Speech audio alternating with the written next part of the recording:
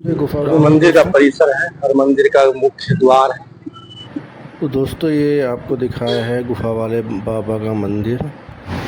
अभी हमें थोड़ी दूर जाना है जहाँ पे दिव्य भैंसे का मंदिर है जो इस रहस्यमयी घटना के साथ जुड़ा हुआ है।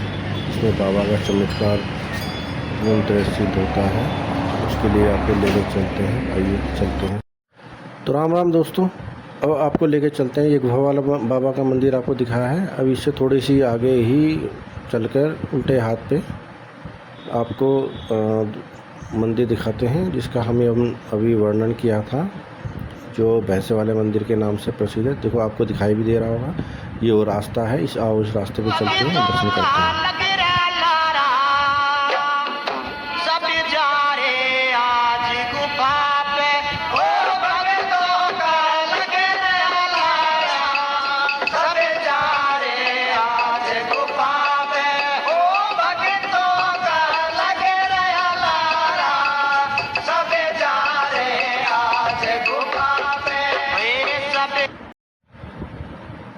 तो देखिए मित्रों, अब हम आ गए हैं बिल्कुल मंदिर के पास। ये पेड़ के पीछे दूर वो मंदिर दिखाई दे रहा होगा आपको लेके चलते हैं। ये वो मंदिर है, हम इसको आपको लेके दर्शन कराएंगे। अभी यहाँ पर ये श्री राम चरितमानस का पाठ होता रहता है, अखंड पाठ करते हैं ये बाबा। आपको मंदिर के प्रांगण में मिल जाएंगे। आइए अंदर की तरफ चलते हैं।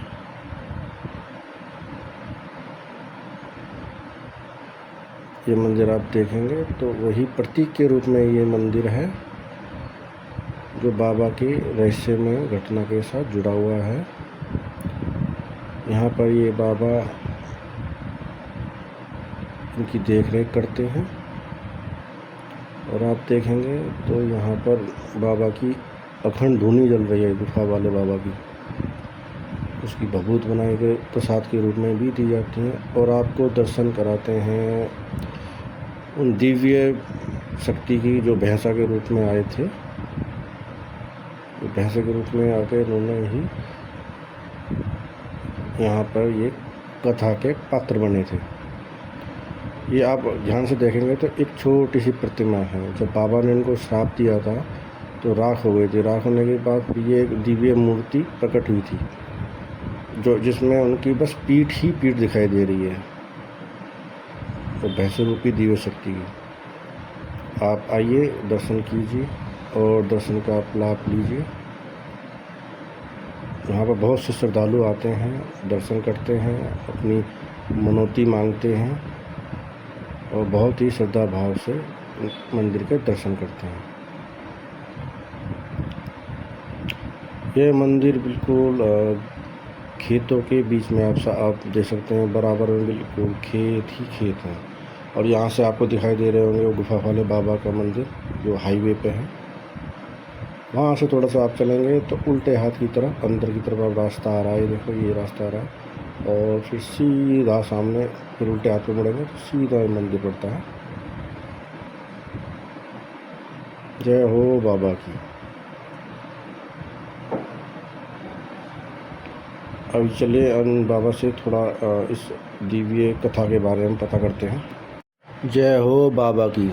मित्रों, यहाँ पर थोड़ा आवाज़ में कोई दिक्कत बन गई थी जिससे आवाज़ साफ़ नहीं हो पाई, या तो कोई यहाँ पे शक्ति है जिसकी वजह से हम रिकॉर्ड नहीं कर पाए, समझ आते हैं।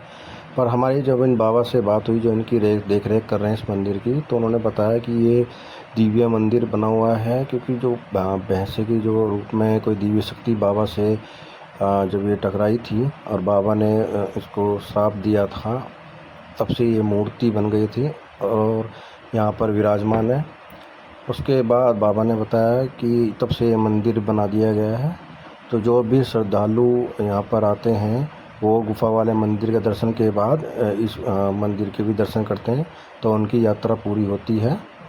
बाबा ने बताया था कि ये गुफा वाले बाबा की अखंड धुनी बहुत समय से चल रही है। इसका फिर प्रसाद भी बनाकर लोगों को दिया जाता है ताकि लोगों को कष्ट वगैरह सब दूर हो जाएं। तो हमने बाबा से और पूछा कि बाबा ये कहाँ पर पड़ता है, तो हमें बाबा ने इसका रास्ता भी बताया कि दिल्ली हाईवे से जो बागपत और शामली की तरफ जो रास्ता जा रहा है NH 709B, उसी पर सीधे चलते हुए बागपत से थोड़ा आते हुए सरूरपुर कला गांव है जो बागपत ज़िले में आता है, वहाँ पर ही ये गुफा वाले बाबा का मंदिर है। और उससे थोड़ा सा आगे अंदर की तरफ ये मंदिर पड़ता है। तो बाबा से हमारी और भी बात हुई है। बाबा ने बताया है कि जो भी श्रद्धालु यहाँ पर आते हैं और अपनी मनौती मानते हैं तो उनकी मनौती पूरी होती है। और दिवाली, होली, शिवरात्रि और इन दिनों पर श्रद्धालुओं की बहुत भीड़ आती है। रविवार को ज़्यादातर यहाँ पर हर रविवार को भीड़ होती है। जितने भी श्रद्धालु हैं वो यहाँ पर आते हैं। ये आप देख लीजिए, बिल्कुल खेतों के बीचों बीच ये रास्ता है। देखो अभी भी कुछ श्रद्धालु आ रहे हैं। इधर ये गन्ने के खेत हैं, पूरा खेतों के बीच में ही ये यहाँ पर बाबा अपनी कुटी बनाकर रहते थे। और तभी ये दिव्य घटना घटी और ये रही बाबा की धुनी। आप भी यहाँ पर आइए। तो दोस्तों, आपने मंदिर के दर्शन किए, आपको कैसा लगा ये आप ज़रूर कमेंट में बताइए हमें। अब आज के लिए थोड़ी क्षमा चाहते हैं। आप मंदिर में जो आपने देखा है, दिव्य दर्शन किए हैं दिव्य शक्ति के और गुफा वाले बाबा के मंदिर के आपने दर्शन किए हैं, उन गुफा वाले बाबा के बाद आपको यहाँ पर आकर दर्शन करने होते हैं, जिससे ये यात्रा पूरी मानी जाती है। ये आपको दर्शन जिस प्रकार भी लगे आप हमें सुझाव दे सकते हैं और आप ये वीडियो शेयर भी कर सकते हैं, जिससे ताकि ज़्यादा से ज़्यादा लोग हमारी संस्कृति को जानें। हमारा देश हिंदू संस्कृति से जुड़ा हुआ देश है, हिंदू संस्कृति की मान्यता है और प्राचीन काल से ही सिद्ध साधु संतों का यहाँ पर निवास रहा है। ये देश किसी का नहीं है, ये देश साधु संतों का देश है, देवी देवताओं का देश है और उन देवी देवता और साधु संतों की शरण में हम लोग रहते हैं ताकि हम लोग भी अच्छे से फल फूल सकें। और आज समाज में ये देखा जा रहा है कि लोग पाश्चात्य संस्कृति की ओर भागे जा रहे हैं, अपनी संस्कृति को भूल रहे हैं। इस तरह की विरासत जो भूली हुई है, आप उस विरासत को भूलने का पाप ना करें, पाश्चात्य की ओर ना दौड़ें। पाश्चात्य संस्कृति की ओर दौड़ने का अर्थ है विनाश। अपनी संस्कृति की ओर आएँ, अपनी संस्कृति पर ध्यान दें। यहाँ पे हमारे देश में बहुत सी ऐसी रहस्यमय घटनाएं हैं जो अब विलुप्त हो गई हैं क्योंकि लोगों ने उसको बढ़ावा नहीं दिया है। तो मेरी यही सभी से प्रार्थना है कि अपनी संस्कृति को जानें, विशेषकर जो नई पीढ़ी है वो अपनी संस्कृति को जाने और उसको आगे बढ़ाने का प्रयास करे, जिस प्रकार से और अन्य करते हैं। हमें सनातन संस्कृति को बचाए रखना है और आगे बढ़ाना है। यही विश्व में शांति का संदेश आगे आने वाले समय में देगी।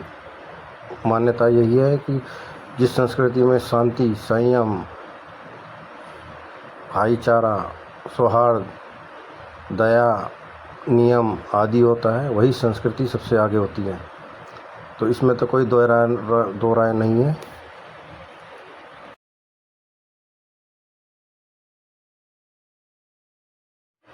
तो मित्रों, यही मेरा छोटा सा प्रयास था। सनातन संस्कृति बचाइए, हिंदू संस्कृति बचाइए, देश बचाइए और विश्व को बचाइए।